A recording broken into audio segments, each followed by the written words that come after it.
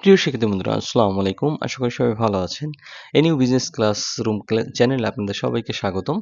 তো আজ আমরা অ্যাকাউন্টিং বিবিএ ফোর্থ ইয়ারের অ্যামালগামেশন অ্যান্ড অ্যাবজর্পশন চ্যাপ্টার থেকে একটি গুরুত্বপূর্ণ অঙ্ক সম্পর্কে আলোচনা করব। আশা করি ভিডিও শেষ পর্যন্ত সাথে থাকবেন। তো আজকে যে অঙ্কটা আমরা সমাধান করব এটা ন্যাশনাল ইউনিভার্সিটি অ্যাকাউন্টিং 2022 সালে এসেছে। তো সাথে থাকেন অঙ্কটি আমাদের সাথে শেষ করার জন্য। তো প্রথমেই আমরা যদি অঙ্কটা পড়ে দেখি, বলছে যে Padma limited agreed to acquire the business of Jamuna limited on December 31, 2023। মানে কি? মানে হচ্ছে পদ্মা লিমিটেড সম্মত হয়েছে যমুনা লিমিটেডের যে কোম্পানি আছে এটাকে অ্যাকোয়ার করার জন্য, অ্যাকোয়ার মানে অর্জন করার জন্য। The balance sheet of Jamuna limited on the date was as follows. মানে এখানে যমুনা লিমিটেডের ব্যালেন্স শিটটা দেওয়া আছে, অ্যাসেট দেওয়া আছে, লাইবিলিটিস দেওয়া আছে।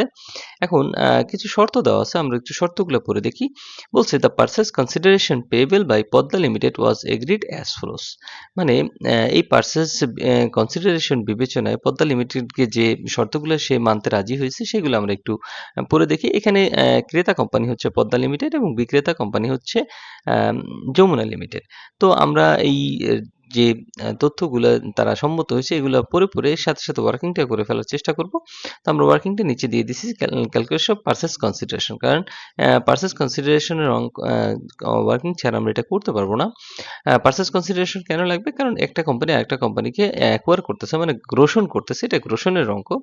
তাই পারচেস কনসিডারেশন আনতে হবে। তো প্রথম জিনিসটা যদি আমরা পড়ে দেখি, প্রথম আমাকে বলছে যে এ ক্যাশ পেমেন্ট ইকুইভ্যালেন্ট অফ টাকা 2.5 ফর এভরি টাকা 10 শেয়ার অফ যমুনা লিমিটেড। মানে যমুনা লিমিটেডের যে শেয়ার আছে, এক একটা দাম কয় টাকা? 10 টাকা।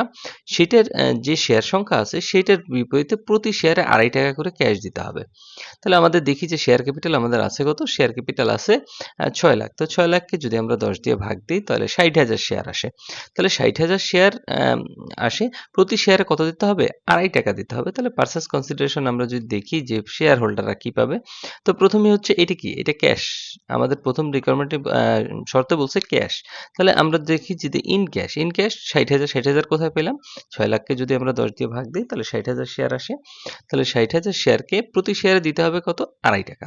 তাহলে প্রতি শেয়ারে 2.5 টাকা করে আমাদের যদি ক্যালকুলেশন করি আমাদের আসে 1,50,000 টাকা। তাহলে আমরা প্রথম শর্ত কিন্তু বুঝতে পারছি। এবার যদি আমরা দ্বিতীয় শর্তটা পড়ে দেখি, বলছে দ্য ইস্যু অফ 90,000 শেয়ার। কত শেয়ার ইস্যু করতে হবে? 90,000 শেয়ার অফ টাকা 10 ক্যাশ। মানে যে শেয়ারের দাম হচ্ছে 10 টাকা করে, fully paid in Padma limited. মানে পদ্মা লিমিটেডের যে শেয়ার আছে এক একটার দাম কত? 10 টাকা, এরকম 90,000 শেয়ার দিতে হবে। হ্যাভিং অ্যান এগ্রিড, মানে সম্মত হয়েছে ভ্যালু অফ টাকা 15 পার শেয়ার। মানে ব্যাপারটা হচ্ছে যে এইখানে যে পদ্মা লিমিটেড যে যমুনা লিমিটেডকে গ্রসন করতেছে, সেই যমুনা লিমিটেডকে 90,000 শেয়ার দিতে হবে।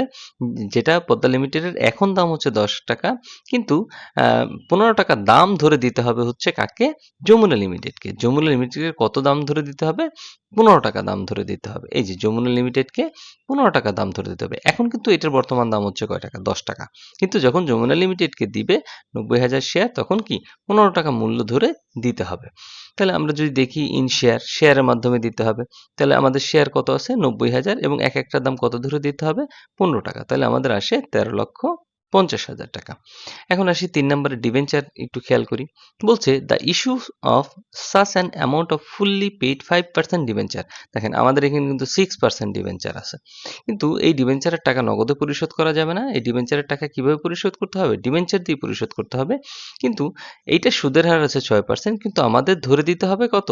5%, মানে সুদের হার of Podda Limited at 90% as an sufficient to discharge the 6% debenture. মানে এই 6% যে ডিবেঞ্চার আছে এটা 6% থেকে কমে হবে কত? 5% সুদের হার হবে, এবং এটার মূল্য হবে কি? 90% হিসাব করে। 90% কিভাবে হিসাব হবে আমি একটু পরে আলোচনা করে বুঝিয়ে দিব যে এটা 90% কেন হিসাব করা হবে। আর একটা প্রিমিয়াম অফ 20%, মানে কি? মানে হচ্ছে এই যে ডিবেঞ্চার যে 1,30,000 টাকা আছে এইটা আমরা 20% প্রিমিয়াম, মানে 20% বাড়াইয়ে তারপর হিসাব করতে হবে। তো এটা যদি আমরা একটু ওয়ার্কিং এ দেখি যে ফর ডিবেঞ্চার হোল্ডার 5% ডিবেঞ্চার, কারণ এখন কিন্তু 6% থাকবে না। তাহলে কত? 1,30,000 মূল টাকা যেটা 20% বাড়াইতে হবে, তাহলে 1,30,000-এর 20% যদি আমরা বাড়াই তাহলে 1,56,000 টাকা হয়। এইটা এখন নতুন দাম।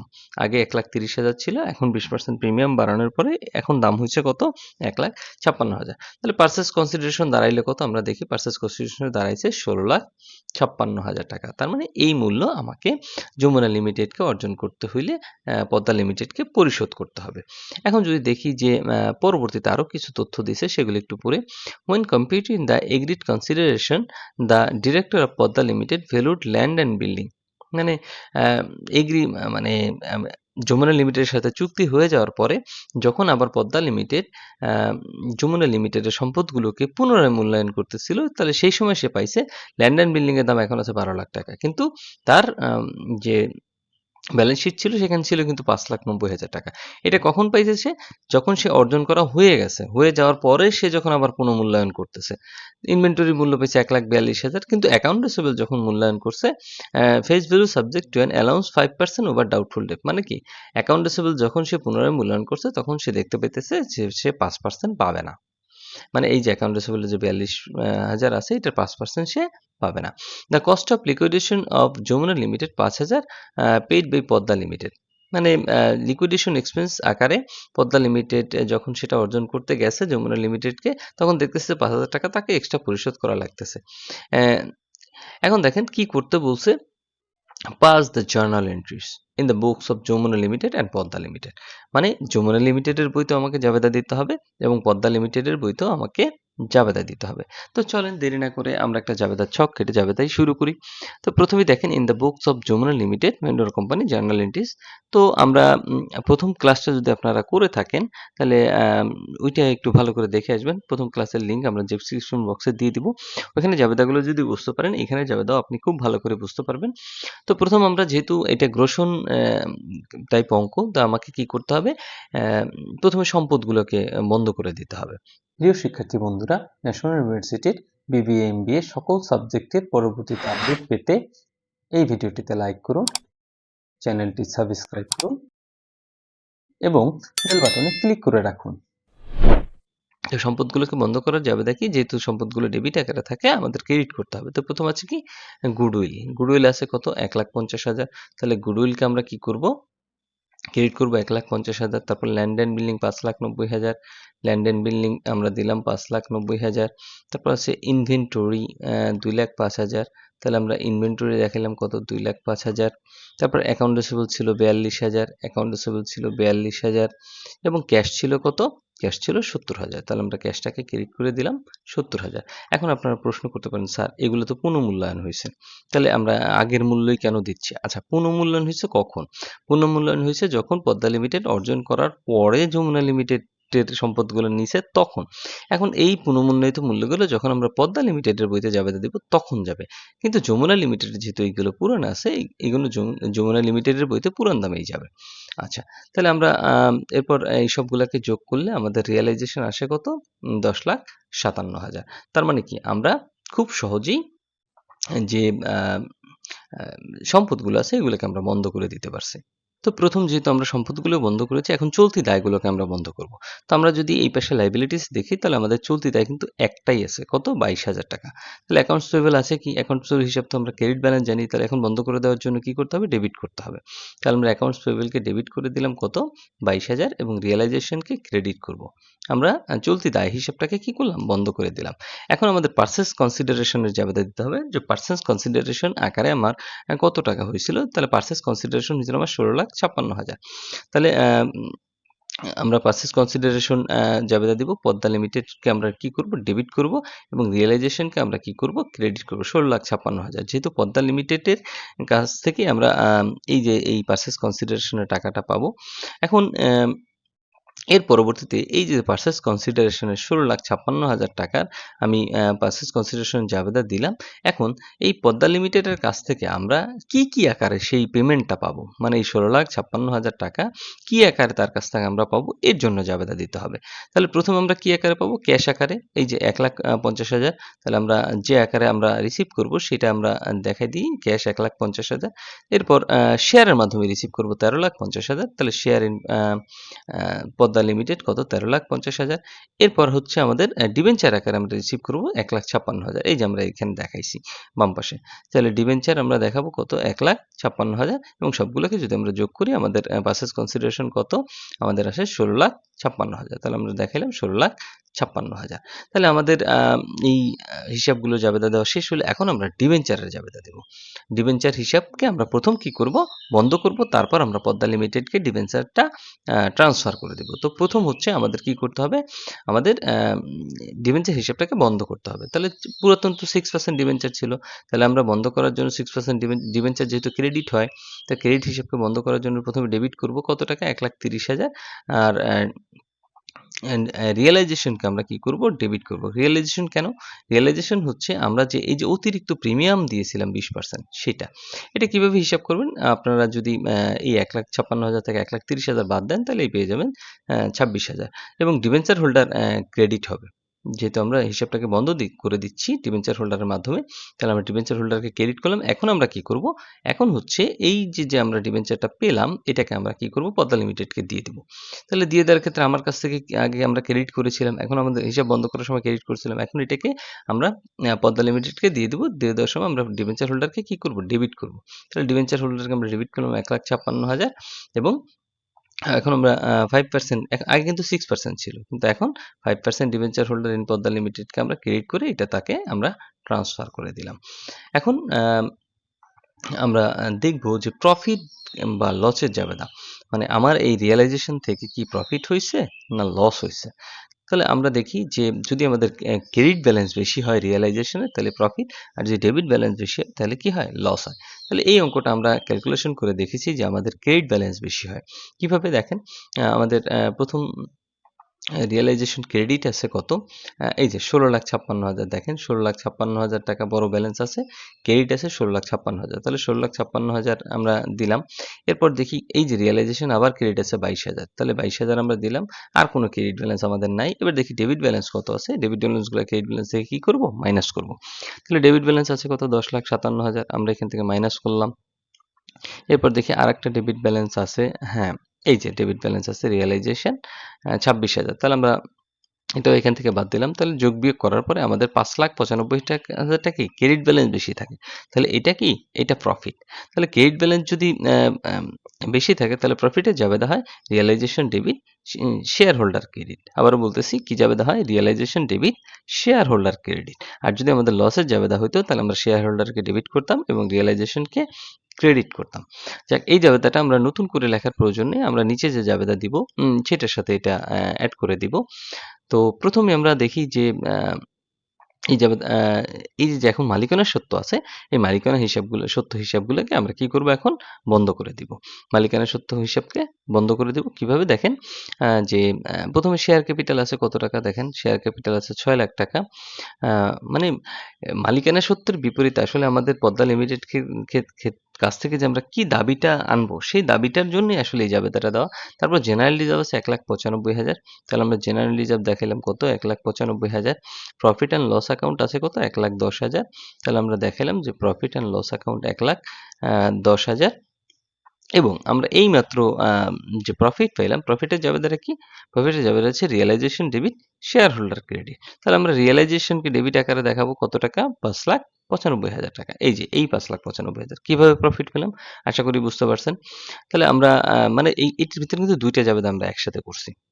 এই মালিকানা সত্ত্বের যে জাবেদা সেটাও একসাথে দিছি এবং প্রফিটের জাবেদা একসাথে দিছি, কারণ যেহেতু আমাদের শেয়ার হোল্ডারটা ক্রেডিট আছে, একটাই ক্রেডিট এবং সবগুলো ডেবিট, তো এই জন্য আমরা এটা একসাথে করছি। তাহলে আবার দেখাই share capital general reserve profit and loss account নিলাম এবং প্রফিটের জাবেদাটা কি realisation debit share holder credit. তাহলে এই জন্য রিয়েলাইজেশনকে আমরা ডেবিট করলাম 5,95,000। এখন ডিবেঞ্চারের অ্যাকাউন্টস পেয়েবলের কাজ তো আমরা আগে করছি, আর এইগুলো মালিকানা সত্ত্বেও নাও। তো আমরা এই সবগুলোকে যদি যোগ করি তাহলে আমাদের আসে কত, আসে হচ্ছে 15,00,000 টাকা।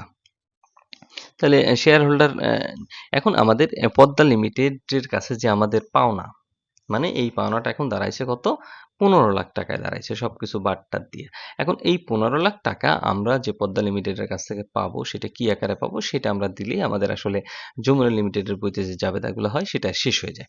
তাহলে আমরা শেয়ার হোল্ডার এখানে দেখাইছি কত 15,00,000, তাহলে আমরা যে আকারে পাবো কি আকারে পদ্মা লিমিটেড আমাদেরকে এটা পরিশোধ করবে? এটা শেয়ার হোল্ডারকে আমরা কি করলাম? অ্যা এটা ক্রেডিট ছিল, এখন আমরা কি করব? এটাকে ডেবিট করব। এখন কি আকারে পাবো আমরা? এটা ২ টা আকারে পাবো। একটা হচ্ছে ইন ক্যাশে এবং ইন শেয়ারে। তাহলে ক্যাশে পাবো কত? ক্যাশে হচ্ছে আমাদের দেখানো আছে কত? ১,৫০,০০০ এবং শেয়ারের মাধ্যমে কত পাবো? ১৩,৫০,০০০, ১৩,৫০,০০০। তাহলে এরই মাধ্যমে আসলে আমাদের যে যমুনা লিমিটেডের বইতে যে জাবেদাগুলো দেওয়ার কথা ছিল, এগুলো আমরা খুব সুন্দরভাবে শেষ করছি। আ এখন আমরা হচ্ছে পদ্মা লিমিটেডের বইতে জাবেদা দেব। তো চলেন আমরা দেরি না করে পদ্মা লিমিটেডের বইতে জাবেদা দেই। এখানে একটা রিয়ালাইজেশন অ্যাকাউন্ট করা আছে। এটা আমাদের প্রয়োজন নাই। এটা না করলেও চলবে। কারণ আমরা প্রফিট তো কিভাবে হয় এটা এখানে সুন্দর করে নোট আকারে দেখাই দিছি যে প্রফিটটা এইভাবে হইছে ৫,৯৫,০০০। এভাবে বের করার দরকার নেই। কারণ আমাদের একটা খতিয়ান এক্সট্রা বের করার কোনো প্রয়োজন নাই। তো আমরা এবার দেখি যে জাবেদা কিভাবে দিব? কার বইতে দিব? জাবেদা দিব হচ্ছে পদ্মা লিমিটেডের বইতে। তো এখন পদ্মা লিমিটেডের বইতে কি, কি জাবেদা হবে আমরা একটু দেখি। এখন কিন্তু আমরা নতুনভাবে মূল্যায়ন করতেছি। মানে পদ্মা লিমিটেড এই যমুনা লিমিটেডের সকল সম্পদ আনবে এবং আইনা সে কি করবে? সেটা জাবেদা দিবে। তো ১ম এ আমরা কিসের জাবেদা দিব? দেখেন গুডউইলের জাবেদাটা একটু পরে লিখব। কারণ গুডউইলটা হচ্ছে পরে মূল্যায়িত হবে। তো ১ম এ ল্যান্ড অ্যান্ড বিল্ডিং কত আছে? ল্যান্ড অ্যান্ড বিল্ডিং আমাদের যেহেতু আমরা পুনরায় পুনঃমূল্যায়ন করছি সবগুলা। এই যে সম্পদগুলা আছে সবগুলাই কি? আমাদের দেখেন এখানে পুনঃমূল্যায়ন করছি। তো ১ম ল্যান্ড অ্যান্ড বিল্ডিং মূল্যায়ন করছিলাম ১২,০০,০০০। তাহলে আমরা ল্যান্ড অ্যান্ড বিল্ডিং পুনঃমূল্যায়ন করছি ১২,০০,০০০ দিলাম। এরপর দেখেন, এরপর হচ্ছে আমাদের ইনভেন্টরি মূল্যায়ন করছিলাম ১,৪২,০০০। তাহলে আমরা ইনভেন্টরি দিলাম ১,৪২,০০০। এরপর অ্যাকাউন্ট রিসিভেবল কত আছে? অ্যাকাউন্ট রিসিভেবল হচ্ছে ৪২,০০০। তাহলে আমরা অ্যাকাউন্ট রিসিভেবল দিলাম কত? ৪২,০০০। এরপর আমাদের ক্যাশ আছে কত? ৭০,০০০। তাহলে আমরা ক্যাশ দেখাইলাম কত? ৭০,০০০। আমাদের একটাই দেনা ছিল অ্যাকাউন্টস পেয়েবল। সেই অ্যাকাউন্টস পেয়েবল আমরা ক্রেডিট করে দেখাবো। কত? ২২,০০০। এখন আমাদের দেখেন এখানে অ্যাকাউন্ট রিসিভেবল এর যে দেনাদার ছিল সেখান থেকে কিন্তু আমরা ৫% পাবো না। তাহলে ৫% কে আমাদের অ্যালাউন্স ফর ব্যাড ডেপ্ট আকারে ক্রেডিট করে দেখাইতে হবে যেহেতু এটা আমরা পাবো না। এই যে আমরা অ্যালাউন্স ফর ব্যাড ডেপ্ট দেখাইছি ৪২ এই যে অ্যাকাউন্ট রিসিভেবল কত আছে? ৪২,০০০। ৪২,০০০ এর কয় পার্সেন্ট? ৫%। তাহলে কত হয়? ৳২১০০। এখন আমাদের আ দাবি কত ছিল? পারচেজ কনসিডারেশন ছিল মানে আমাদের যে আ যমুনা লিমিটেড আমাদের কাছে দাবি করেছিল ১৬,৫৬,০০০ টাকা। সেটা আমরা কি আকারে নিব? লিকুইডেটর অফ পদ্মা লিমিটেড নামে। এখানে পদ্মা লিমিটেড হবে না। এখানে হবে লিকুইডেটর অফ যমুনা লিমিটেড নামে। কি নামে? লিকুইডেটর অফ যমুনা লিমিটেড। তাহলে আমরা যেহেতু যমুনা লিমিটেডের কাছ থেকে অ্যাসেট এবং লায়াবিলিটি গুলো নিয়েছি, তাহলে আমরা লিখলাম যে লিকুইডেটর অফ যমুনা লিমিটেড কত টাকা? ১৬,৫৬,০০০ টাকা। এখন ২ পাশ মিলাইতে হলে আমাকে কি করতে হবে? আম ২ পাশ যোগ বিয়োগ করতে হবে। তাহলে এই পাশ যদি আমরা যোগ বিয়োগ করি আর এই পাশ যদি যোগ বিয়োগ করি তাহলে আমরা দেখব যে ২,২৬,১০০ টাকা এখানে গড়মিল আছে। মানে ডেবিট ক্রেডিটের জন্য। আমাদের কিন্তু গুডউইলকে নেওয়া হয় নাই। গুডউইল ছিল ১,৫০,০০০। কিন্তু আমি বলছি কি তারা যখন সম্পদ এবং দায়কে পুনঃমূল্যায়ন করছে তখন কি গুডউইল পরিবর্তন হবে। তাহলে আমাদের এই পাশে আগে আমরা যোগ করব। যোগ করার পরে এই টাকাগুলো বাদ দেওয়ার পর দেখব যে ২,২৬,১০০ টাকা মানে ডেবিট ব্যালেন্সে কম আছে। তো যেটা কম আছে সেটাই কি গুডউইল আকারে বিবেচিত হবে। তাহলে গুডউইল কত হইলো? ব্যালেন্সিং ফিগার করে ২,২৬,১০০। আশা করি বুঝতে পারছেন। এবার আমাদের সেকেন্ড জাবেদা হচ্ছে এই যে আমরা লিকুইডেটর অফ যমুনা লিমিটেড ১৬,৫৬,০০০ পেলাম এবং এই ১৬,৫৬,০০০ পাওয়ার ক্ষেত্রে এগুলো এখন আমরা কি আকারে পরিশোধ করব সেটার জাবেদা দিব। তাহলে আমরা ১ম এ দেখাবো লিকুইডেটর অফ যমুনা লিমিটেড যেহেতু আমরা মানে কথা হচ্ছে এই ১৬,৫৬,০০০ টাকা যে আমরা আম তাকে দিব, তাকে কি আকারে পরিশোধ করব? মানে কি, কি দ্বারা আমরা এই ১৬,৫৬,০০০ টাকা পরিশোধ করব সেটার একটা জাবেদা দিব। তো ১ম এ আমরা যেহেতু এটাকে আগে ক্রেডিট করেছিলাম, এখন আমরা কি করব? এটাকে ডেবিট করব যেহেতু এটা কি আকারে পরিশোধিত হবে সেটা জাবেদা দিব আমরা। তো লিকুইডেটর অফ যমুনা লিমিটেড আমরা দেখাইলাম ১৬,৫৬,০০০। এখন আসেন এই যে ৩ নাম্বারটা আমি বলছিলাম এটা পরে বুঝিয়ে দিব। ৩ নম্বর সমন্বয়টা the issue of such an amount of fully paid 5% debenture of Padma limited 90%। তাহলে ১,৫৬,০০০ টাকা যে আমরা এটা প্রিমিয়াম সহ বিবেচনা করেছিলাম, এটা কি হবে? 90% মানে ১,৫৬,০০০ টাকা হচ্ছে 90%। তাহলে ১০০% এ কয় টাকা হবে? এটা হচ্ছে মেইন বিষয়। তাহলে আমরা ধরে নিব যে আ এক্স আকারে ধরে নিলাম যে লেট এক্স সমান সমান হচ্ছে নতুন যে ডিবেঞ্চারটা হবে সেটা। তাহলে আমাদের কি করতে হবে, 90% দেখেন ইস্যু ডিবেঞ্চার কি আকারে বিবেচিত হবে, 90%ই হচ্ছে তোমার 1,56,000। তাহলে 100%-এ কত? তাহলে আমরা এখানে কি করব, যেহেতু গুণ আকার আছে এই 0.9 দ্বারা আমরা 1,56,000-কে ভাগ দিব, ভাগ দিলে আমাদের এক্স আসবে কত, 1,73,000। তার মানে কি, নতুন বিনিয়োগ নতুন ডিবেঞ্চার কত টাকা হবে, 1,73,333। যেহেতু এখানে 90% দেওয়া আছে, তাহলে 100%-এ কত হবে, 100% হবে 1,73,333। তাহলে এখন 1,56,000 থেকে আমি যে বাড়তি টাকাটা দিচ্ছি, কত টাকা দিচ্ছি, 1,73,333 থেকে 1,56,000 বাদ দিলে 17,333 বলে বিবেচিত। এই 17,333 টাকা আমাদের ডিসকাউন্ট আকারে বিবেচিত হবে। তাহলে আমরা জাবেদা দেখাবো discount on issue of debenture কত, 17,333। এখন আসি আমাদের যে কি আকারে আমরা আসলে 16,56,000 টাকা পুরোটা এখন পরিশোধ করব সেটা। তো প্রথমে দেখেন 90,000 শেয়ার ইস্যু করতেছিল, প্রতিটা কয় টাকা, 10 টাকা। তাহলে আমরা দেখাইলাম শেয়ার ক্যাপিটাল 90,000 গুণ কত, 10, 9 লাখ টাকা। এখন বলছে যে যখন আমরা তারা সম্মত হয়েছিল যে এটা 10 টাকা না, এটা 15 টাকা হিসেবে অভিহিত হবে, তাহলে বাদ বাকি 5 টাকা হচ্ছে প্রিমিয়াম। তাহলে 90,000 গুণ 5 প্রিমিয়াম আকারে আমরা নিলাম 4,50,000 টাকা।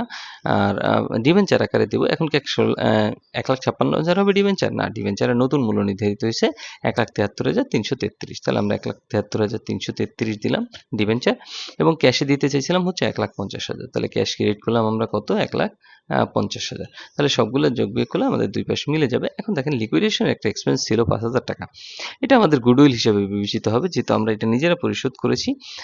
তাহলে আমরা গুডউইল আকারে দেখাই দেবো, গুডউইল 5,000 ডেবিট এবং ক্যাশ ক্রেডিট যেহেতু আমরা পরিশোধ করেছি।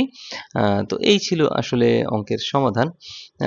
যদি কোনো প্রশ্ন থাকে অবশ্যই কমেন্ট বক্সে কমেন্ট করতে ভুলবেন না, কারণ একটি ডিফিকাল্ট অঙ্ক। তো আমি চেষ্টা করেছি আপনাদের এই অঙ্কটা একটু ভালো করে বুঝিয়ে দেওয়ার জন্য। এটা বাসায় প্র্যাকটিস করলে আরও আয়ত্ত করতে পারবেন। তো আপনাদের একটা অভিযোগ আছে, সেটা হচ্ছে আমাদের ভিডিওগুলা নিয়মিত আসে না। আসলে চ্যানেলের দিকে যদি একটু খেয়াল করেন তাহলে দেখবেন যে আমাদের ভিডিও আসলে একদিন পর পরই আপলোড হয়।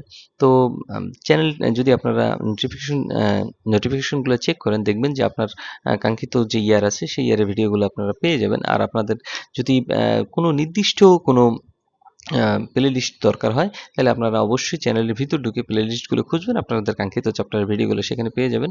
তো ভালো থাকবেন সবাই। আজকের জন্য এই পর্যন্তই। আগামী ক্লাসের জন্য অগ্রিম শুভেচ্ছা রইল। অবশ্যই চ্যানেলটি সাবস্ক্রাইব করে পাশে থাকবেন। ধন্যবাদ সবাইকে। আসসালামু আলাইকুম।